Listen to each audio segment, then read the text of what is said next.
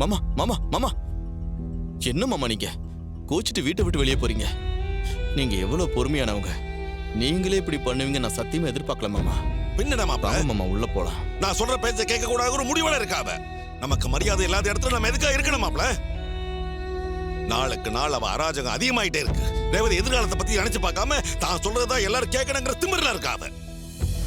நான் எவ்வளவுதான் எடுத்து சொல்றது மாப்ள, எதையும் காதுல வைக்காம திமிர்தனமா அவ ஈகோபால எல்லாரும் பழி வாங்க துடிச்சா அதை பார்த்துக்கிட்டு எப்படி சும்மா இருக்க முடியும்? மாமா நீங்க சொல்றதெல்லாம் சரிதான் மாமா. நீங்க வெளியே போயிட்டா எல்லா பிரச்சனையும் தீர்ந்துருமா மாமா? இல்ல அத்தை தான் மாறிட போறாங்களா? அதுக்காக பெத்த பொண்ணை ஏமாத்தி கல்யாணம் பண்ணி வைக்கிறேன் மாப்ள. அவளுக்கு பழைய ஞாபகம் எல்லாம் மறந்து போனதை பயன்படுத்திக்கிட்டு சின்ன மாப்பிள்ளை வீட்டை விட்டே துரத்துறா. எவனா ஒருத்தரை கூட்டிட்டு வந்து இவன் தான் என் தங்கச்சி பையன், இவன் தான் உண்மையான கார்த்தின்னு சொல்லி அவளை ஏமாத்தி 2ஆம் தரமா கல்யாணம் பண்ணி வைக்க பாக்குறா. இதெல்லாம் எப்படி மாப்பிள்ள பொறுத்துட்டு பார்த்துட்டு இருக்க முடியும்? மாமா நீங்க சொல்றதெல்லாம் சரிதான் மாமா. அத்தை செய்யறது எதுவும் எனக்கும் பிடிக்கலதான்.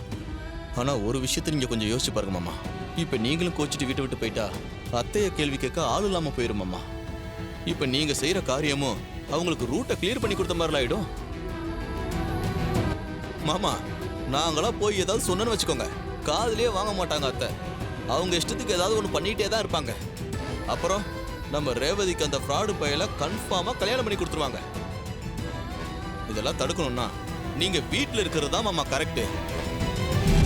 மாமா நீங்களும் கோச்சிட்டு போயிட்டா அவங்கள யார் மாமா கண்ட்ரோல் பண்றது? அப்புறம் அவங்க யாருக்கிட்டையும் சொல்லாம காது வச்ச மாதிரி கல்யாணத்தை முடிச்சிருவாங்க மாமா. மாமா இது உங்க கோவத்தை காட்டுற நேரம் இல்ல. நம்ம ரேவதிக்காக தயவு செய்து நீங்க இங்க இருந்துதான் மாமா ஆகணும். சகல இல்லாத நேரத்துல நாம தானே மாமா ரேவதியை பாதுகாக்கணும். இல்லைன்னா அவ வாழ்க்கை பாலாயிடும் மாமா. நான் சொல்றத கேளுங்க மாமா. தயவு செய்து வீட்டை விட்டு போகாதீங்க மாமா. வீட்டுக்குள்ள வாங்க மாமா. நான் சொல்றத தயவு செய்து கேளுங்க. நம்ம ரேவதியை நினைச்சு பாருங்க மாமா. ப்ளீஸ் மாமா வாங்க மாமா. சரி மாப்ள, நீங்க சொல்றது நியாயம் இருக்கு. நானும் வீட்டை விட்டு போயிட்டா அவ தறிக்கிட்டு ஆட ஆரம்பிச்சிருவா. வாங்க.